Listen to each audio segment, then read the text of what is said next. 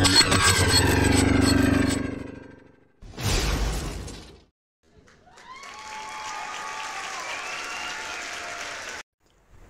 मित्रांनो, pension talks with Chindarkar अर्थात मावळे गप्पा पेन्शनच्या या यूट्यूब चॅनलवर आपलं स्वागत आहे. मित्रांनो, माझ्या चॅनलला भरभरून प्रतिसाद दिल्याबद्दल मी तुमचा ऋणी आहे. असाच प्रतिसाद देत राहा. व्हिडिओ पाहताना सबस्क्राईब हा शब्द दाबून त्याचे रूपांतर बेल आयकॉनमध्ये करा, म्हणजे माझ्या चॅनलला सबस्क्राईब केल्याचं समाधान तुम्हाला मिळेल. ही चित्रफित महाराष्ट्र नागरी सेवा निवृत्ती वेतन नियम 1982 व महाराष्ट्र शासनाने वेळोवेळी निर्गमित केलेला शासन निर्णय यावर आधारित आहे. कुटुंब निवृत्ती वेतन भाग 2. या भागात आपण अविवाहित, विधवा व घटस्फोटित मुलींना कुटुंब निवृत्ती वेतन, शारीरिक व मानसिक दुर्बल मुले व मुली यांना कुटुंब निवृत्ती वेतन, अचानक नाहीसा बेपत्ता झालेला शासकीय कर्मचाऱ्याच्या कुटुंबास कुटुंब निवृत्ती वेतन याबद्दल माहिती घेऊ. अचानक नाहीसा झालेल्या व ठाव ठिकाणा माहीत नसलेल्या शासकीय कर्मचारी निवृत्ती वेतनधारक यांच्या कुटुंबियांना निवृत्ती वेतन. संदर्भ शासन निर्णय दिनांक 5/7/1991 व दिनांक 7/10/1993, दिनांक 26/1995 व दिनांक 3/7/2000. या शासन निर्णय अनुसार खालील नमूद केलेल्या शर्तींची पूर्तता होत असेल तरच कुटुंब निवृत्ती वेतन उपदान प्रदान केले जाईल. इंडियन एव्हिडन्स ॲक्टच्या कलम 108 प्रमाणे नाहीसा झालेल्या तारखेपासून 7 वर्षाचा कालावधी उलटल्याशिवाय नाहीसा झालेला इसम मृत्यू पावला असे समजता येत नसल्याने त्याच्या कुटुंबाला निवृत्ती वेतनविषयक लाभ देता येत नाही. शासकीय कर्मचारी नाहीसा होण्याचा दिनांक हा पोलीस ठाण्यात ज्या दिनांकाला प्रथम खबरी अहवाल नोंदविला असेल त्या दिनांकापासून धरण्यात येईल आणि निवृत्ती वेतन आणि उपदानाची रक्कम मंजूर करण्यासाठी 1 वर्षाचा कालावधी देखील या दिनांकापासून गणण्यात येईल. कुटुंब निवृत्ती वेतन उपदान हे शासकीय कर्मचाऱ्याच्या कर्तव्याचा जो शेवटचा दिनांक होता त्या दिनांकाला त्यांनी घेतलेल्या वेतनावर ठरवले जाईल आणि त्याला लागू असलेल्या आदेश नियमानुसार नियमित करण्यात येईल. बेपत्ता झालेल्या शासकीय कर्मचाऱ्याच्या कुटुंबियांना संबंधित पोलीस ठाण्यात तक्रार नोंदवून शासकीय कर्मचाऱ्याचा पोलिसांनी सर्व मार्गाने शोध घेऊनही त्याचा ठाव ठिकाणा लागत नाही अशा प्रकारचा पोलीस अहवाल सर्च रिपोर्ट प्राप्त केलेला असला पाहिजे. शासकीय कर्मचाऱ्याने नामनिर्देशित केलेल्या व्यक्ती वारसदार यांच्याकडून शासन निर्णय दिनांक 5/7/1991 सोबत जोडलेल्या नाहीसा झालेल्या शासकीय कर्मचाऱ्याच्या संबंधात विविध केलेल्या नमुन्यात क्षतिपूर्ती बंधपत्र घेण्यात यावे. बेपत्ता शासकीय कर्मचाऱ्याच्या प्रत्यक्ष गैरहजेरीचा कालावधी म्हणजे नाहीसा होण्याच्या दिनांकापासून ते प्रथम खबरी अहवाल नोंद केल्याच्या दिनांकापर्यंतचा कालावधी संबंधित विभागाने नियमित करणे आवश्यक आहे. समजा अ, ब, क हे दिनांक 12/12/23 पासून गैरहजर आहेत आणि प्रथम खबरी अहवाल पोलीस ठाण्यात दिनांक 25/12/23 रोजी नोंदविला आहे, तर 12/12/23 ते 24/12/23 हा कालावधी संबंधित विभागाने नियमित करणे आवश्यक आहे. शासकीय कर्मचाऱ्याचा नाहीसा होण्याच्या दिनांकापासून 7 वर्षाच्या आत त्याचा मृत्यू झाला आहे असे निर्णायकरित्या सिद्ध झाल्याच्या दिनांकापासून किंवा कर्मचारी नाहीसा झाल्याच्या दिनांकापासून 7 वर्षाचा कालावधी ज्या दिनांकास पूर्ण होईल त्या दिनांकापासून संबंधित कर्मचाऱ्याच्या कुटुंबियास वाढीव दराने कुटुंब निवृत्ती वेतन देय ठरेल. अन्य प्रकरणी प्रथम खबरी अहवाल नोंद केलेल्या दिनांकापासून कर्मचाऱ्याचा मृत्यू झाला आहे असे निर्णायकरित्या सिद्ध होईपर्यंत किंवा 7 वर्षाचा कालावधी पूर्ण होईपर्यंत यापैकी जे अगोदर घडेल त्या दिनांकापर्यंत सर्वसाधारण दराने कुटुंब निवृत्ती वेतन देय ठरेल. संदर्भ शासन निर्णय अनुसार बेपत्ता किंवा नाहीसा झालेल्या शासकीय कर्मचाऱ्याच्या कुटुंब निवृत्ती वेतन प्रकरणात मंत्रालयीन प्रशासकीय विभागाची मान्यता प्राप्त करणे आवश्यक आहे. शासन निर्णय दिनांक 5/7/1991 व 3/7/2000 सदर मंत्रालयीन प्रशासकीय विभागाच्या मंजुरी आदेशात केव्हापासून कुटुंब निवृत्ती वेतन देय राहील याचा उल्लेख असतो. सदर आदेश प्रस्ताव सोबत जोडावा. सदर प्रकरणात खालील बाबींचा समावेश करावा. ऑनलाईन ॲप्लिकेशन शासन निर्णय दिनांक 2/7/2015 बेपत्ता नाहीसा झालेल्या शासकीय कर्मचाऱ्याची सेवा पुस्तक. सुधारित नमुना 12 शासन निर्णय दिनांक 7/5/2019 प्रमाणे नमुना 10 मृत्यू उपादान प्राधिकृत करण्यासाठी नमुना 12 व 10 वर अर्जदाराची सही घेणे, ना देय प्रमाणपत्र, ना विभागीय व न्यायिक चौकशी प्रमाणपत्र. शासन निर्णय दिनांक 5/7/1991 प्रमाणे क्षतिपूर्ती बंधपत्र. शासन निर्णय दिनांक 3/7/2000 प्रमाणे मंत्रालयीन प्रशासकीय विभागाचे मंजुरी आदेश, प्रथम खबरी अहवालाची छायांकित प्रत. शासन निर्णय दिनांक 5/7/1991 प्रमाणे सर्च रिपोर्ट. या सर्व बाबी कार्यालय प्रमुखाने शासंकित करून प्रस्ताव AG ऑफिसकडे पाठवून द्यावा. मनोविकृती किंवा मानसिक दुर्बलता किंवा शारीरिकदृष्ट्या पांगळेपणा किंवा विकलांगता अशा मुला-मुलींना कुटुंब निवृत्ती वेतन. महाराष्ट्र नागरी सेवा निवृत्ती वेतन नियम 1982च्या नियम 116(5) व संदर्भ शासन निर्णय दिनांक 12/8/1976, दिनांक 2/7/1991, दिनांक 26/4/1995 व दिनांक 8/10/2018. शासकीय कर्मचाऱ्याच्या मुलांमध्ये किंवा मुलींमध्ये काही मनोविकृती किंवा मानसिक दुर्बलता निर्माण झाली असेल किंवा शारीरिकदृष्ट्या पांगळेपणा किंवा विकलांगता आलेली असेल आणि त्यामुळे त्या मुलांच्या बाबतीत 21 वर्ष आणि मुलींच्या बाबतीत 24 वर्ष पूर्ण झाले असले तरी त्याला किंवा तिला उपजीविका करणे शक्य नसेल तर अशा मुलाला किंवा मुलीला पुढील शर्तींच्या अधीन राहून संपूर्ण हयातभर कुटुंब निवृत्ती वेतन देय राहील.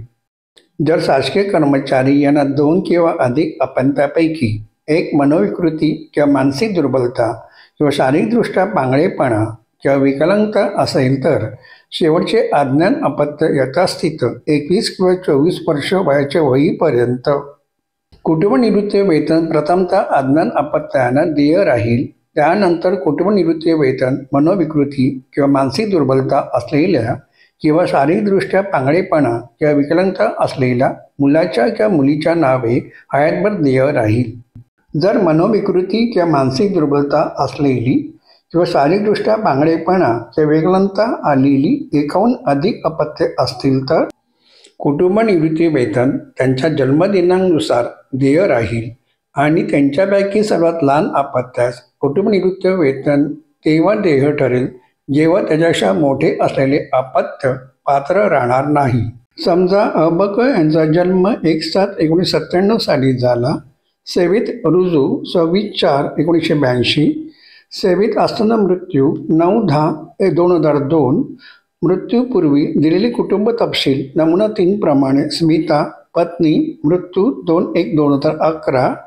राजश्री विवाहित मुलगी, जन्म 21/12/83, लग्न 20/2/2000. नीलम विवाहित मुलगी, जन्म 5/6/1988, लग्न 5/5/2005. हेमंत मुलगा, मनोविकृती, मेंटली रिटायर्ड, जन्म 12/7/1991. दीपक मुलगा, जन्म 13/3/1993. कुटुंब निवृत्ती वेतन देय कालावधी. सुनीता पत्नी हीस वाढीव दराने कुटुंब निवृत्ती वेतन 10/10/2002 ते 9/10/2009 5व्या वेतन आयोगाप्रमाणे 7 वर्ष. साधारण दराने कुटुंब निवृत्ती वेतन 10/10/2009 ते 2/1/2011 मयत. राजश्री व नीलम हे 24 वर्षीय वयाच्या व विवाहित असल्याने ते कुटुंब निवृत्ती वेतनास पात्र नाही. हेमंत हा मनोविकृती असल्याने दीपकला अगोदर कुटुंब निवृत्ती वेतन मिळेल. दीपकला कुटुंब निवृत्ती वेतन 3/1/2011 ते 12/3/2014 वयाची 21 वर्ष पूर्ण. हेमंत हा मनोविकृती असल्याने त्याचे पालकत्व घेणे आवश्यक आहे. हेमंतला पालकाद्वारे कुटुंब निवृत्ती वेतन 13/3/2014 ते हयातभर. शारीरिकदृष्ट्या पांगळेपणा किंवा विकलांगता आलेल्या सज्ञान मुलगा अथवा मुलगी सोडून मनोविकृती किंवा मानसिक दुर्बलता आलेल्या मुलाला किंवा मुलीला अज्ञान आहे समजून पालकांमार्फत कुटुंब निवृत्ती वेतन देय राहील. त्यासाठी पालकांना खालील नियमानुसार पालकत्व स्वीकारावे लागेल. पालक आणि पाल्य अधिनियम 1890, भारतीय करार कायदा 1872, मानसिक आरोग्य कायदा 1987, मतिमंद व बहुविकलांसाठी राष्ट्रीय विश्वस्त अधिनियम 1999.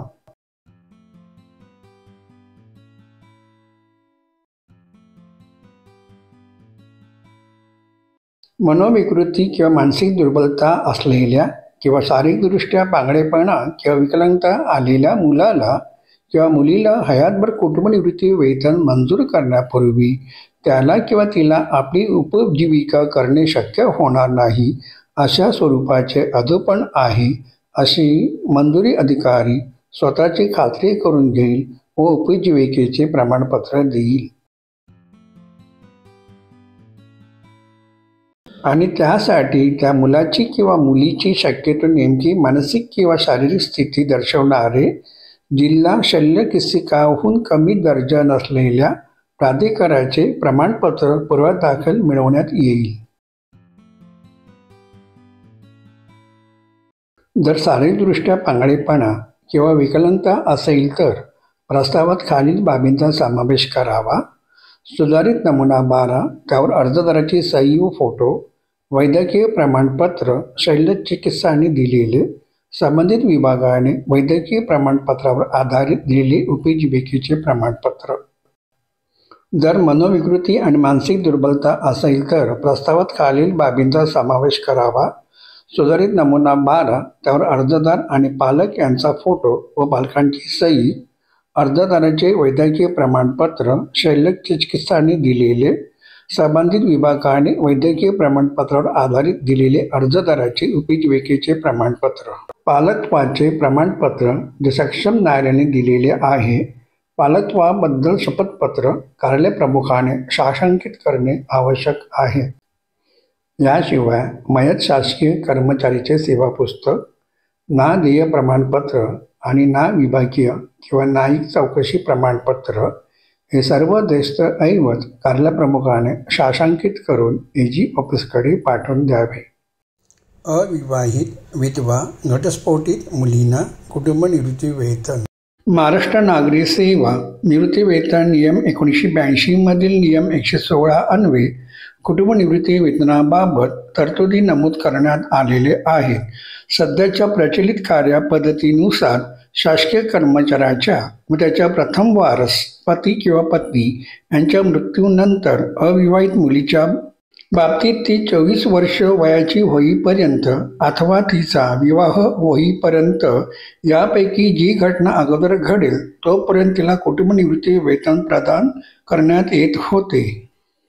परंतु शासन निर्णय दिनांक 7/1/2025 संदर्भ शासन राजपत्र दिनांक 8/2/2024 अविवाहित, घटस्फोटित किंवा विधवा मुलीच्या बाबतीत मुलीला 24 वर्ष वय पूर्ण झाल्यानंतर हयातभर, तिचा विवाह पुनर्विवाह होईपर्यंत किंवा तिने उपजीविकेची सुरुवात करेपर्यंत यापैकी जे अगोदर घडेल तोपर्यंत पुढील अटींच्या अधीन राहून कुटुंब निवृत्ती वेतन मंजूर करण्यात येईल. कार्यालय प्रमुखाने शासकीय कर्मचाऱ्याचे निवृत्ती वेतन प्रकरण तयार करतानाच नमुना 3 मध्ये कुटुंब तपशीलमध्ये त्याच्या अन्य पात्र कुटुंब निवृत्ती वेतनधारक वारसदारांसह त्याच्या अविवाहित, घटस्फोटित किंवा विधवा मुलीच्या नावाचा समावेश करण्यात यावा व अपत्याचा जन्म दाखला तसे इतर आवश्यक कागदपत्रांसह निवृत्ती वेतन प्रकरण प्रधान महालेखाकार कार्यालयाकडे पाठवावा, जेणेकरून निवृत्ती वेतन प्रदान आदेशात या सर्वांचा समावेश होईल. विधवा मुलीच्या बाबतीत तिचा पतीचा मृत्यू किंवा घटस्फोटित बाबतीत कायदेशीर घटस्फोट शासकीय कर्मचाऱ्याच्या किंवा निवृत्ती वेतनधारकाच्या किंवा त्याच्या किंवा तिच्या जोडीदाराच्या हयात होणे आवश्यक आहे. तसेच घटस्फोटीच्या कारवाई शासकीय कर्मचाऱ्याच्या किंवा निवृत्ती वेतनधारकाच्या कुटुंब निवृत्ती वेतनधारकाच्या हयातीत सक्षम न्यायालयात दाखल केली असेल, परंतु त्यांच्या मृत्यूनंतर घटस्फोट झाला असेल तर तिला घटस्फोटाच्या दिनांकापासून कुटुंब निवृत्ती वेतन देय राहील. शासकीय कर्मचाऱ्यास 2 किंवा अधिक अपत्यांपैकी एक असेल तर शेवटचे अज्ञान अपत्य यथास्थितीत 21 किंवा 24 वर्ष वयाचे होईपर्यंत कुटुंब निवृत्ती वेतन प्रथमतः अज्ञान अपत्यांना प्रदान होईल आणि त्यानंतर कुटुंब निवृत्ती वेतन मनोविकृती किंवा मानसिक दुर्बलता असलेला किंवा शारीरिकदृष्ट्या पांगळेपणा किंवा विकलांगता आणि अविवाहित किंवा विधवा किंवा घटस्फोटित मुलगी अशी दोन्ही अपत्ये असतील तर मानसिक दुर्बलता असलेल्या आणि शारीरिकदृष्ट्या पांगळेपणा किंवा विकलांगता असलेल्या अपत्यास प्रथम कुटुंब निवृत्ती वेतन मंजूर करण्यात येईल. जेव्हा मोठे असलेले अपत्य अपात्र होईल त्यानंतर त्याच्या पुढील लहान असलेल्या अपत्यास कुटुंब निवृत्ती वेतन देय राहील. जे निवृत्ती वेतनधारक किंवा कुटुंब निवृत्ती वेतनधारक निवृत्ती वेतन किंवा कुटुंब निवृत्ती वेतन घेत होते आणि मयत झालेले आहेत त्यांच्या अविवाहित विधवा किंवा घटस्फोटित मुलीस कुटुंब निवृत्ती वेतन मंजूर करण्यासाठी निवृत्ती वेतनधारक ज्या कार्यालयातून सेवानिवृत्त किंवा मयत झालेले आहेत त्या कार्यालयामार्फत कुटुंब निवृत्ती वेतनाचा प्रस्ताव तयार करताना खालील बाबींचा समावेश करण्यात यावा. सुधारित नमुना 12 निवृत्ती वेतन कुटुंब निवृत्ती वेतनधारकाचे मृत्यू प्रमाणपत्र व इतर भावंडाचे ना हरकत प्रमाणपत्र. कुटुंब निवृत्ती वेतन देय असलेल्या मुलीचे आधार कार्ड, पॅन कार्ड, बँक पासबुकचे प्रथम पृष्ठ, शिधापत्रिका इत्यादींच्या साक्षांकित केलेला छायांकित प्रती. शासकीय कर्मचारी निवृत्ती वेतनधारक किंवा कुटुंब निवृत्ती वेतनधारक हयात असताना अविवाहित विधवा किंवा घटस्फोटित मुलगी तिच्या पालकांवर अवलंबून असल्याबाबतचे समुचित मुद्रांक साक्षांकित केलेले मूळ स्वघोषणापत्र. संबंधित मुलीचे वास्तव्य असलेले जिल्ह्यातील जिल्हाधिकारी, तहसीलदार कार्यालयातील सक्षम प्राधिकारी यांनी दिलेले सर्व मार्गाने मिळणारे एकूण कौटुंबिक मासिक उत्पन्न रुपये 7,500 अधिक प्रचलित महागाई भत्ता यापेक्षा जास्त नसल्याचा उत्पन्नाचा दाखला. 1 ते 6 मध्ये सांगितलेले सर्व दस्तऐवज जोडून निवृत्ती वेतन प्रकरण प्रधान महालेखाकार कार्यालयाकडे प्राधिकृत करण्यासाठी पाठवण्यात यावे. अविवाहित किंवा विधवा किंवा घटस्फोटित मुलीला अधिसूचनेच्या दिनांकापासून म्हणजे 8/2/2024 पासून कुटुंब निवृत्ती वेतन देय राहील. कोषागार कार्यालयाने कुटुंब निवृत्ती वेतनाच्या अनुषंगाने निवृत्ती वेतनधारकाच्या ओळख तपासणीच्या बाबतच्या तरतुदी शासन निर्णय दिनांक 30/12/2015 नुसार राहतील. प्रधान महालेखाकार कार्यालयाने प्रकरण प्राधिकृत केल्यानंतर व कुटुंब निवृत्ती वेतन प्रदान सुरू झाल्यावर या प्रकरणी जिल्हाधिकारी, तहसीलदार कार्यालयाचा उत्पन्नाचा दाखला व हयातीचा दाखला प्रति वर्षी नोव्हेंबर अखेर तसेच पुनर्विवाह न केल्याबाबत व उपजीविकेची सुरुवात न केल्याबाबतचे स्वघोषणापत्र प्रतिमाह कोषागार कार्यालयात सादर करणे आवश्यक आहे. ही चित्रफीत आपणास उपयुक्त होईल अशी मी आशा करतो. आपणास पेन्शनबद्दल काही प्रश्न विचारायचे असतील तर जरूर विचारा, मी त्यास उत्तर देईन. त्यासाठी तुम्हाला कॉमेंट्स बॉक्समध्ये आपलं नाव, मोबाईल नंबर व तुमचा प्रश्न लिहावा लागेल. हा व्हिडिओ आपल्या माहितीसाठी तयार केलेला आहे. आवडला असेल तर न चुकता न विसरता लाईक करा आणि सबस्क्राईबसुद्धा, जेणेकरून पुढील भागात नोटिफिकेशन आपणास येईल. आपणा सर्वांना चांगले आरोग्य लाभो हीच सदिच्छा व्यक्त करून मी आपली रजा घेतो. धन्यवाद.